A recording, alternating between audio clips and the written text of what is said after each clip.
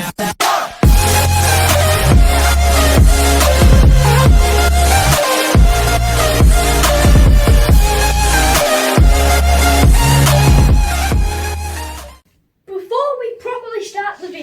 just want to thank you for my new video of this kind getting, I think, 361 views, and that's my most popular video by a long shot. So I just want to thank you for that.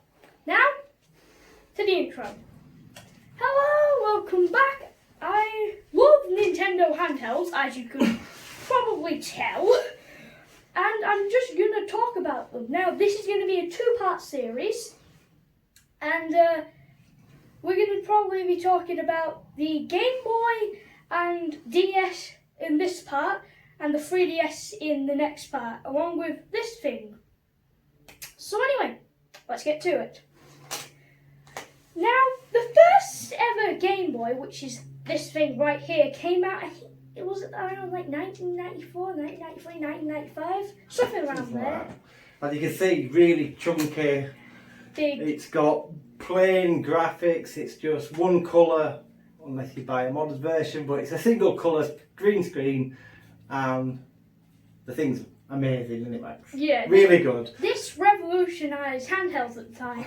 The buttons feel great, it's just a really nice thing. This one, for instance, here was, I think it was £25 this. It came in a clear case, and the case was absolutely terrible. We took it out of the case, we cleaned it all up, we put a new glass screen on a new case. So I think we paid £8 for the case and £3 for the screen, and then we've got a brand new looking Game Boy. So yeah, there was a bunch of good games on the thing, but then Nintendo was like, this thing is way too chunky. So they made the Game Boy Pocket, and as it's called, it can actually fit in your pocket. Barely. Especially pockets nowadays, but I think around that time people were wearing cargo pants or something, I don't know.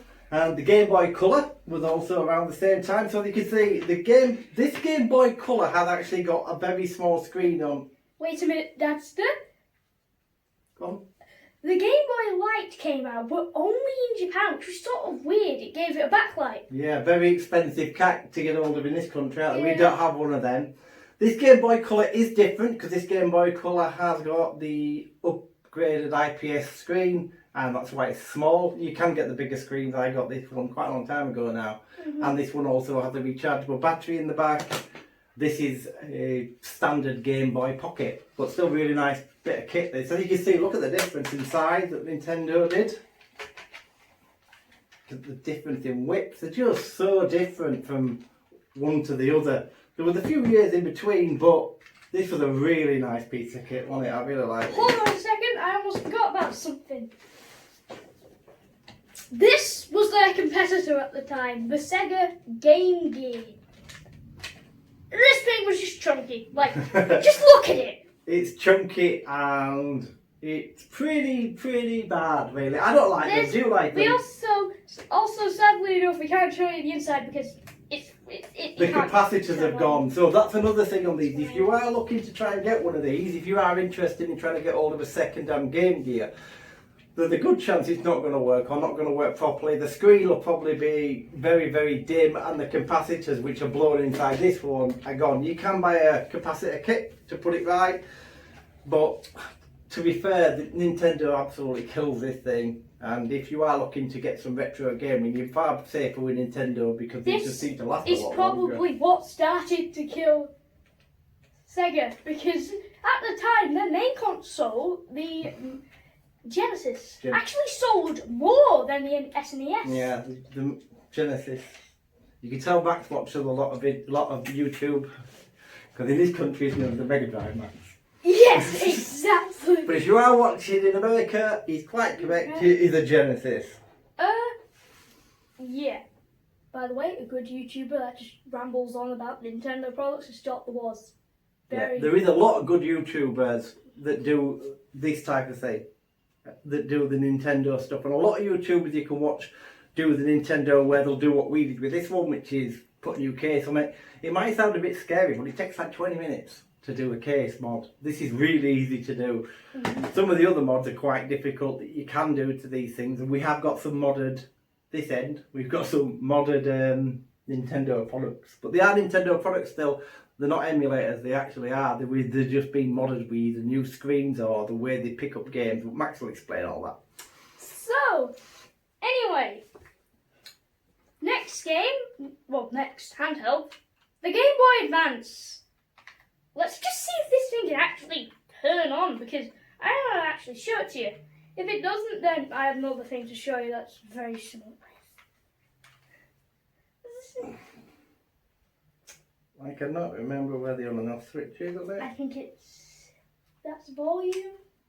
There you go. Yes, by the way, this thing has an IPS screen, so it's nowhere near this bright. Yeah, this is a really nice screen on this, and it's turned it into a really nice machine. The thing I like about the Game Boy Advances is the fact, obviously, that you can still put the old carts in as well. So, they're just a good all-rounder. One sec, I'm just going to show you something. Go on then. Oh, yes. The Chungus. No, we're not showing the Chungus yet.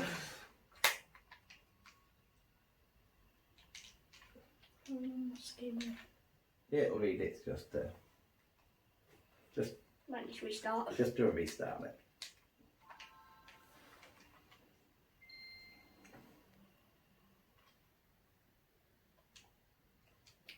This might be a good time to talk about the R4 card. Right, while we're waiting for this game to load, this is an R4 card.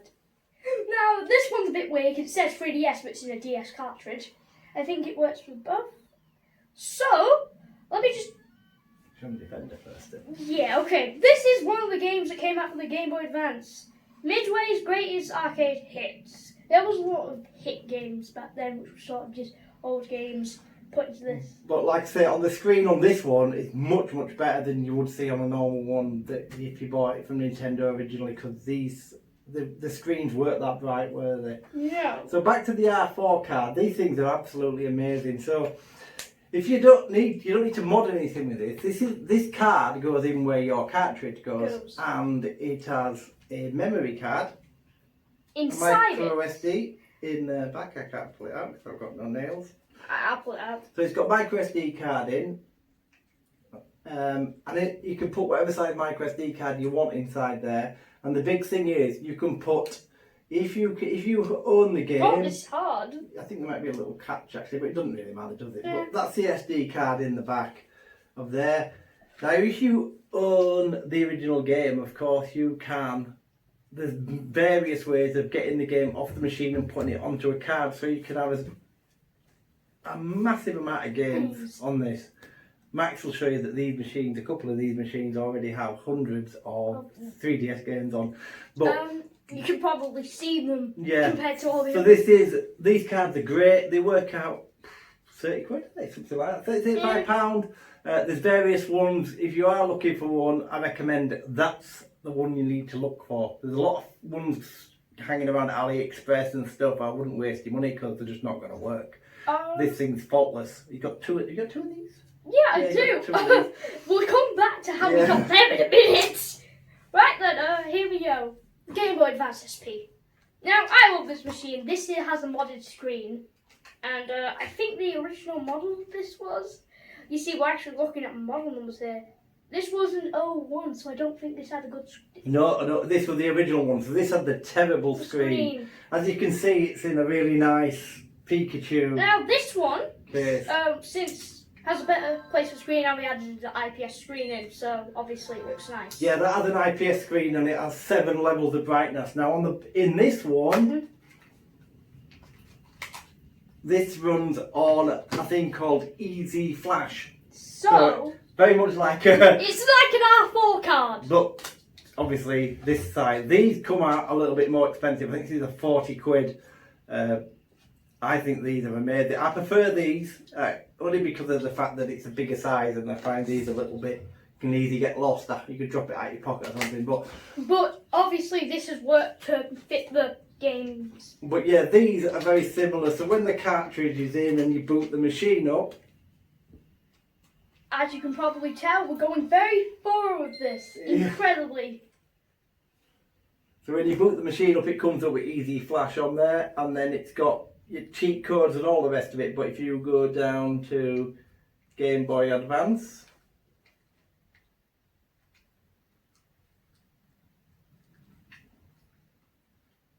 Press start. Start, is it? There you go. So, and there are your list of Game Boy Advance games. There's a crazy amount of games on there. Also, these are just the 2 games in one section. There is a tremendous amount of games on there. They load quite quickly. Obviously, they don't load as fast as the cartridge because of how they're running. But about this machine, it did not sell well, and let me tell you why. The reason why this machine didn't sell well, it was a perfectly good machine. It was just that around the same time, the DS was nearly out. It was coming out incredibly soon. Have you got the other one? It's upstairs. Yeah, it don't matter. We have another one. We have an original one of these that will actually come out at about the same time. Yeah. The biggest problem with these, you can't see the screen, can you? You just can't see awful. the screen. Even with everything as in the best lit room you can get, they're still very, very, very poor. So, and they didn't fix the one problem that had, apart from the Game Boy Light, of course. This to me is the best. Max will disagree, but this to me anyway is the best Nintendo handheld, and that's simply because of the size. I love the form factor. You know, I get where you're coming from. This is the smallest Nintendo handheld you've ever made. However, I just prefer, and that's you might get surprised at what I actually prefer. I'm guessing the 2DS XL. Well, you're going to have to find out. So now we're going to move on to the Nintendo. Wait, first we got to talk about the competitor of this era, the PSP. These were a little bit later. These came out in 2005, I believe. They became really easy to get hold of in England in GB in 2006. Now, this one is the 2005 Japanese model. So this is the JP001. Alright, then let me tell you the story of this. That's the imported this from Japan so we could play a PSP 6 months early. Yeah, it was a bit of a crazy buy. It was expensive. So the PSP, if you don't know already, which you probably do. Let me just tell you about the PSP. It was far more powerful than any of these things right here. Yeah, it's a PlayStation. The original PlayStation in a handheld. It's actually supposed to be the PlayStation 2 in a handheld. No, it isn't. It's a PS1. It's a PS1, but it plays PlayStation 2. The big difference is the games look so much better than they do on a PS1 because you're only watching on a 4.8 inch screen, I think it is. Yes, so with that, on the high resolution as a screen, you get a decent looking game. Now, let me just tell you what's fun about this. That's just fun. So yeah, it runs on a thing called UMDs, and they go in the back. And this didn't sell anywhere near as much. Sony have had a couple of handhelds and failed miserably. So these are what they look like, and you can get movies and you can get games. And if you are interested in one of these, you can pick them up for around 70-80 quid in mint condition, and the games are a couple of quid each where we've seen them at CEX, if you can get them, and movies tend to be a quid. Again, CEX is a good place to go if you want to go to games. So, CEX is here in the UK, it's not in America. But don't go to Game, because Game is not a game store. It's the store. It's terrible. Game just send toys. It's a toy shop. It's a toy shop. So, you can watch movies on the SD card, but the problem is the SD card, the flash card inside here is proprietary, the Sony memory stick. Now, if you don't know, go and have a look on Google and find out what she costs. They're just extortionate amount of money for something that's not even that reliable. So that to me is why this failed and Nintendo just carried on. Okay then, first of all we need to talk about the original DS. AKA the Chungus, the Chunkster, the absolute big boy. This thing's huge. I must point out here, I think this is the ugliest console handheld ever made in history. Good point, but I love this thing. Yeah, you love it, don't you? I absolutely love it. I don't even know why. I just think that this just looks incredibly nice. So yeah. Okay. So I think this is probably a good point to break because we're running up to the 15-minute mark and we don't want to make the video too long. So this is part 1. So obviously, like everywhere, you've got to subscribe, haven't you? Make sure you subscribe, hit the like, hit that like for Max. His channel started years ago and he's just getting back into it now, so let's give him a bit of support. Hit the notification bell so you know when his next video is coming out. So this is part 1, part 2 will be very soon, probably be within the next 2 days. Yeah. But, so, thanks ever so much for watching, and anything else to say? See you next one. Bye. Bye.